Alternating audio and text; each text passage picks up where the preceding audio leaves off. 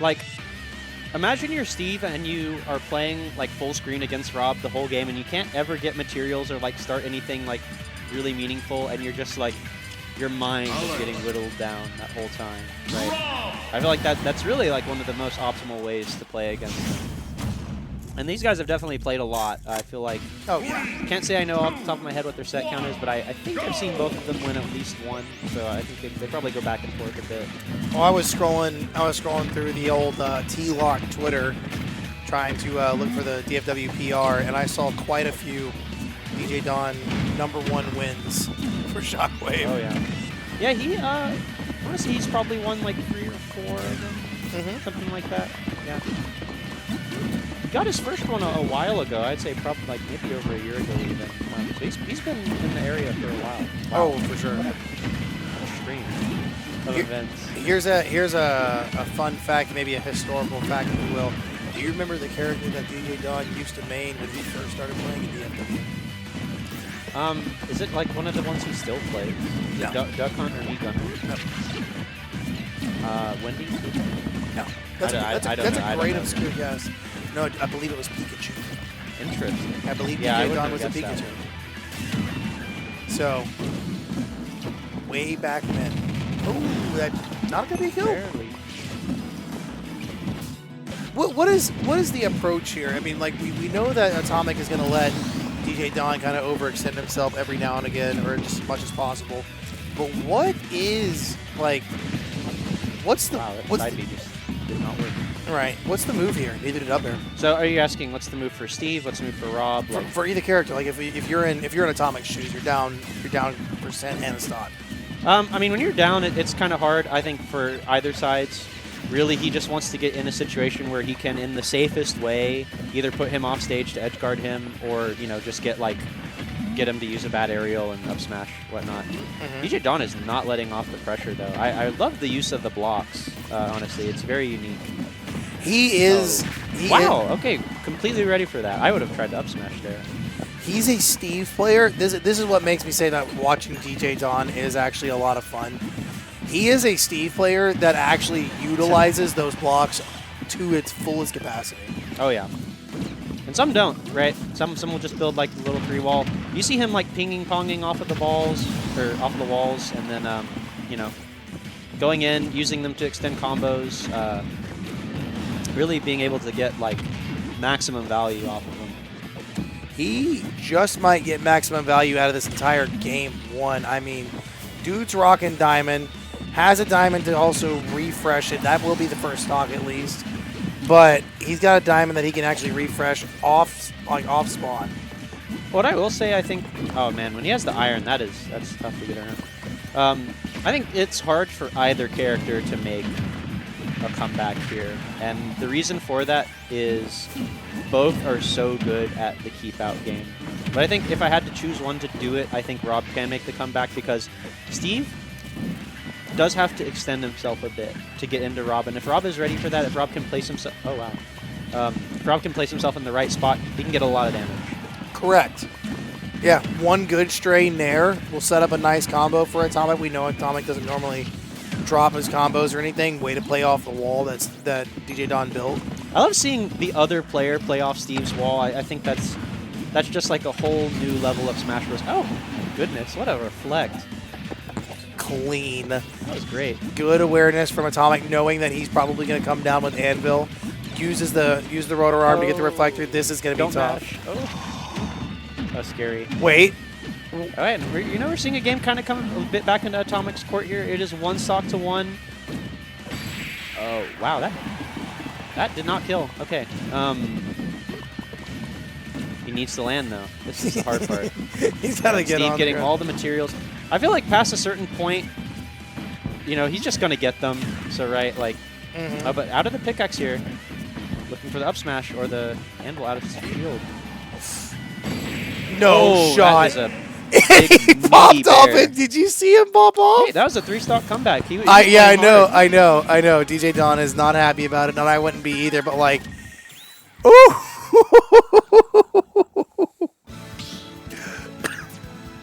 Yeah, you see, that's what I was talking about. That's that fighting spirit, man. Like, he did not get. He was down 3 stocks to 1 against Steve. You know, he could have been like, oh man, you know, whatever. I'll just give up this game. He did not give up. That was game 1. Yeah, that was game 1. He locked in. Yeah, like. It's you know what always gets me, and I mean I know a lot of players don't do it, but when people who do actually utilize it properly or just utilize it to kind of do their thing, the head nod, like they're going for that kill. And you like really lean into it. Yeah. Okay, I was saying it earlier, and I'm pretty sure I was wrong, and everyone can make fun of me. The pickaxe starts as wood. Does it go to iron after that? Stone. Stone, iron, gold, diamond. Okay, I was definitely wrong. So stone is the darker color. Yeah. Okay. Stone is like slightly stronger than wood. Then iron is slightly stronger than stone, and then diamond. Yeah. Diamond's very strong. And then gold is quicker, right? The frame data is a bit quicker. Yeah, really good frame data. I don't know if this is in Minecraft. Wood and gold do the same amount of damage. I don't know if it's the same in Smash. But yeah, in Smash, the gold frame data is a lot faster. Gotcha. So that at least I did know. I was calling the stone pickaxe iron because I wasn't sure. So thank you for helping me with that. Yeah. That's when he's off stage just mining in the side of the stage. I feel like that's such an awkward situation. But oh, great recovery! Almost got the ledge snap there too. I feel like that was what he was going for. That would have been sick.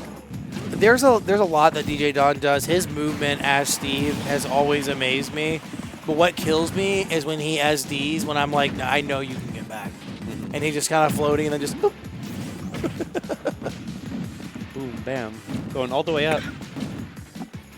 Absolutely. I mean, why would you not? Like, what's the point of staying low? Like, why would you want to be in Steve's court?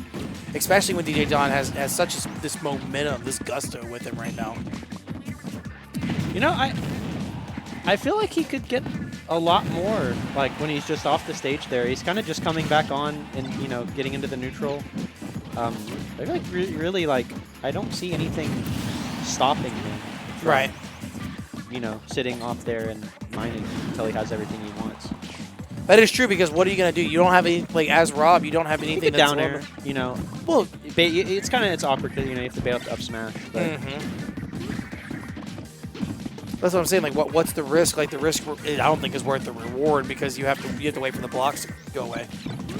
One thing I really like about how he's dealing with these blocks, I don't know if you saw it there, but like he's spacing to even kill the blocks. Like even with the F tilt with these nairs, he's making sure he's not so close to Steve. Right, you see it right there. He's able to dash out right before he even goes in.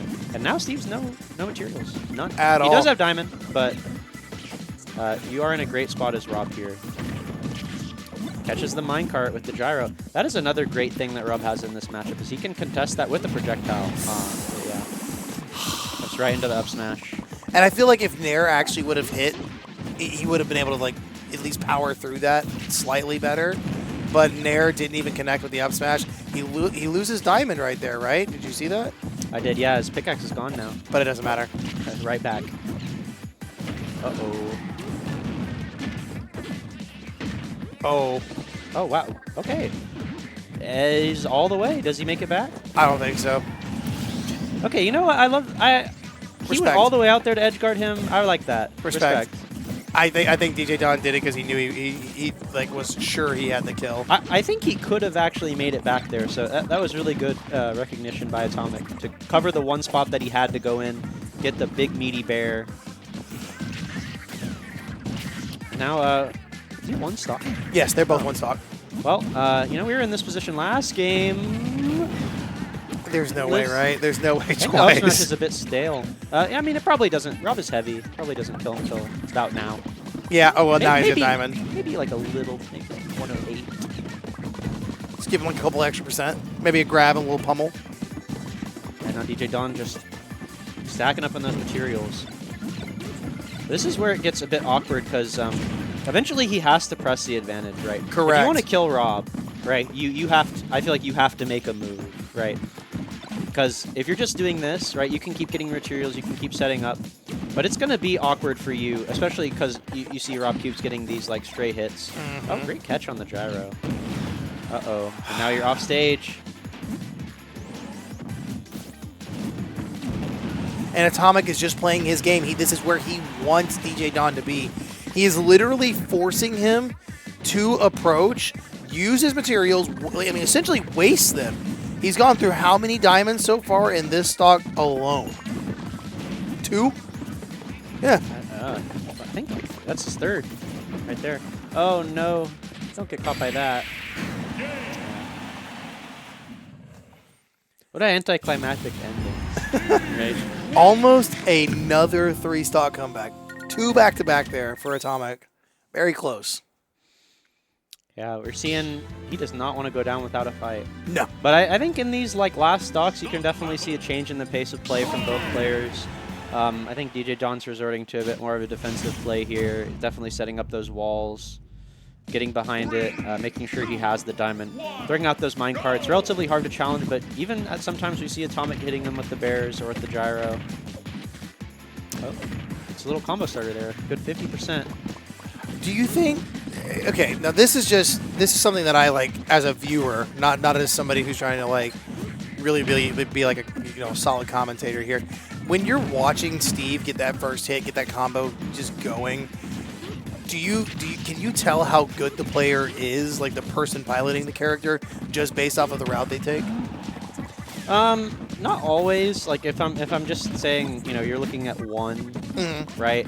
Like I guess in a perfect world, he would start that combo and then do the nils and then always kill you, right? But that's just not reality, right? Yeah. So I think if he does, up tilt block and then does it 3 more times, right? He's probably got it, Yeah. Oh yeah. I think that's really as in depth as it gets past a certain point. It's the bread and butter, baby. Yeah. Strict bread and butter. And then with well, wow, that's scooped. Rob is giant. He was standing on that block too. He was big. And it's the same thing with Atomic. Like I know that he's gonna try to start Nair. He's gonna use Nair to start a lot of his combos and maybe even down tilt to try to just set up a tech situation. But it's in these moments where he's just across the stage from DJDon that I'm watching both of them and I'm like, it's literally a battle of checkers and chess. Like who makes that first move? Who makes that mistake? Who allows themselves to take that straight hit combo starter?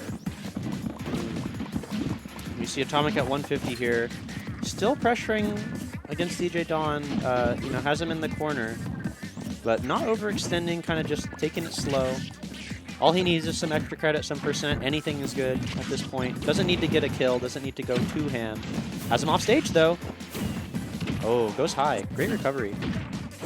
Atomic still has him in the blender, though. Oh! But barely misses the up air. I think he just went a bit too high with that up B.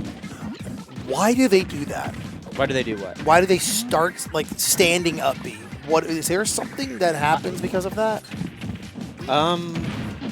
Not that I know of. I don't know. Maybe he just did it so he'd still have his double. That's what I was going to ask. Is it maybe... Well, I mean, he could have just normally jumped there. I mean, he was still, like, pretty close to the ground. Right. I don't know. Because I remember watching... I know there's something that if you up B and then Nair, you can make your Nair safer. Yeah. I'm not actually too sure how that works, though. I remember also, like, watching... I think it was Grayson hit somebody off the stage and then, like, up B towards the ledge and hit him with back air or something like that, or up B towards the side of the stage, and I was like, oh, that's an interesting way to, like, do that. I guess it was for jumping, to save your jumps if you didn't react to your opponent. Great wait for the up smash. And you see, kind of just playing this game of chicken here, right? It's really just whoever's willing to swing first. They're both at pretty even percents. Atomic at 147. One good hit with any aerial here would probably kill him, or the minecart. Oh, powered minecart absolutely would kill him, I believe. That will do the job. Such a position of power there when he's in the center stage. That is hard to challenge. And I mean, again, you're at these moments too, where like you can no longer be the one trying to control the pace of the game. Like your opponent just has you exactly where you want. You've got to be able to just get the kill, reset the neutrality of the game, and then try to make your own pace once more. Yeah, and it's I feel like relatively they've been playing at a similar pace here. I don't think you're really seeing one of them, you know, take away with the game or anything at one moment. They're kind of going back and forth. But DJDon is getting a lot of % off of these engagements, even something that can start off with kind of just a scrap hit. And, you know, as we see again, Atomic just in that situation where he's dealing with the walls. Kind of where he's been all game, really. I feel like you might want to go to a different stage. These platforms are kind of messing you up when the wall is there. I was going to say, Yeah, like don't do a PS2 style stage. Yeah, he gets so much agency. Like, look at that. He's in the house. He gets so much agency there. You know, if you're on FD or something like that, at least you wouldn't have the platform there kind of covering you from the top. But it's pretty hard to challenge Steve there because, you know, you have to break the blocks, but if he's ready for it, he can challenge it, right? The mining, I think it's only like 8-9 frames of end lag. So you can... Oh, what a combo. Wait. Oh, no. How sad. I'm not going to lie. I thought the up air hit him. I thought that's what killed... I'm so sorry. I thought that's what killed... I thought it killed DJDon because I thought he threw his hands. I thought, like, the very far hit of up air is what grabbed him. It's funny, I feel like this, each of these games are kind of playing out the same way, where it's just he chases them from corner to corner, he puts up the wall, and then like they'll get a straight hit or something that'll confirm into a kill, or maybe he'll catch a minecart with a back air. Yeah, I think that's the first anvil he's been hit by. I'd seen him avoiding them pretty well up to this point, but I could see why he... I think he had up tilt, up air. That is supposed to be a combo for Rob, so I could see why he thought it would work out. Well, I mean, I thought it would too, and that's what I'm saying. Like, I thought, like, because you just had two things happening at once, and I could have sworn the up air is what connected, but I mean, that's in the past. We're in game number 4 here, and I mean, do we say poor Atomic? I mean, you know, why would we say that? Right. You know, he knows what he signed up for. Right. Right. He's here and he wants to win, right? And so does DJDon. They're both fighting for it. Don't forget, Rob is a strong character. Right. Extremely. Steve is strong. Rob is also strong. Hey, you know what else you can't forget about? What? It's going to happen May 11th and May 12th. Oh, May 11th and May 12th. You know what it is? Low Tide City. Oh my at gosh. the Kalahari Resort in Austin, Texas. Don't you have a code too? Oh, I believe we do. I can't say I know it off the top of my head. I to do be though. honest. I do. Yeah, $20 off if you use code Shockwave. Code Shockwave. You know, you said that, and it reminded me. I think we have a few other codes too. I think for our other fighting games, if you use code Suplex, you can get $20 off as well if you're interested in Street Fighter or Guilty Gear. Nice. I don't know if they're doing Tekken or not. Maybe. But Well, yeah, it's great. You want to go there. Exactly. You know what else is great? When Rob get down air lands and it kills the opponent. Peak.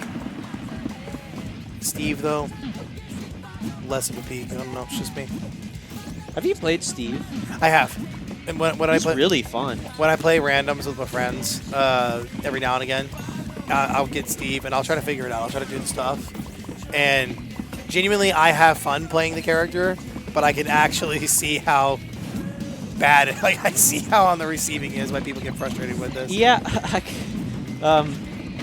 It's been a while since I've viewed one of these sets, but I can see how if you are on the receiving end of the walls, that is a situation that I would say he's playing like 10 times a stock. Oh, yeah. And it's the same situation relatively, right? It is rinse, wash, repeat, literally. Yeah, and you can only play that so many ways because, like, you can't really jump on him. You kind of have to break the blocks and play it like that. But, you know, we've seen some mix-up from both players in how they play that situation.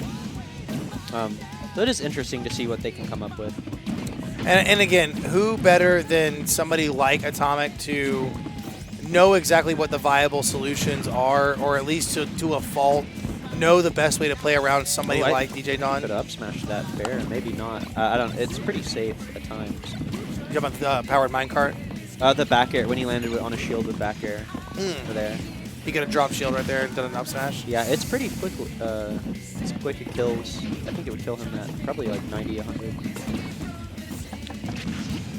Also, I heard you singing the Sonic song. I've been singing it the whole time in my head. It's a good song. It's a banger. This is an absolute banger. Dude, my favorite Sonic song is Everybody Super Sonic Racing. Gotta get your feet right on the... That one's good. I think this I one don't think just. it's in Smash though. I think this one is just my favorite, just because, like sheer nostalgia. Oh yeah. What game is this from? Sonic 2, right? So, yeah, I was gonna say Sonic Adventures 2. Dude, the only Sonic game I've ever played was the original one. Baller, Yeah. the one on the Sega. Yeah. Nice. Yeah, I liked it, but I can't say I was a fan of the series. I don't know. I was always a Mario kid growing up. Mario #1. Give me that. Give me that. Oh, he's feeling himself. That's good. Love to see it. Bro, he is actually like actively jamming. You know, and that's good. He has a good attitude about it. You know, he's not complaining. I feel like, oh my goodness, what did he do there? He slingshot himself. One of the biggest things I see about when people fight Steve is they'll just give up, literally, or they'll just be like, you can't beat him. He chooses to win. And like straight up, if you're in a competition, if you want to win, you have to have the will to win, and you have to believe you can win. Those things are very important. All right, so here's my thing then. Like, and this is the Steve banned thing, and I know you guys tried it here. You did. What was that, about like a 6-month period almost? You guys banned. It was a while. Yeah. Yeah, but no longer. Yeah, I know we're not doing it anymore. Like, I know we're not running that. Well, Nintendo has said Steve is allowed. So Steve is allowed. Agreed. Yeah. Oh, what were you saying? So what my thing was just genuinely, where did you stand on it? Like, where was your, were you on the fence one way or the other? I always had the belief that I didn't think either character should be banned. Here's the thing. So I think in every game you have top tiers, right? And Steve is definitely top tier in this game. I think that just because a top tier has some characters that they quite literally invalidate, I don't think that means they're ban-worthy. I think there should be top tiers that destroy low tiers. Agreed. Oh, this could be it. Good DI. It's got no mats. This is a Atomic feeling himself. There it is. Gets the bear and brings it back. He to is 2-2. just jamming, dude. Dude, and I love to see that, honestly. He's like in a good mood, you know. He's playing his heart out, truly, right? Yeah. Like, at no point is he tilted by this, right? You know, he's there, he's having fun. And, like, you know, I don't think it's crazy to say that, like, most people being in this situation, having to run at Steve Walls, that would probably get to them. But not Atomic. He is, you know, has that mentality. He's in it to win it. Mm-hmm. I think I agree with you on the banning part, just because for me in Brawl, Meta Knight was banned for like a very short amount of time, but it all went away and then everybody just played his Meta Knight, and that was the top 8. It kind of got annoying, but they tried the ban and it didn't stick. Mm-hmm. And yeah, so some play, as is history with Smash, you know, there's never ever a globally accepted rule set. Except or for even wobbling. like Except for wobbling. It's the only move that, it's like the only thing that everyone's like, yeah, don't do that. Yeah, that is OP. We can't. Yeah.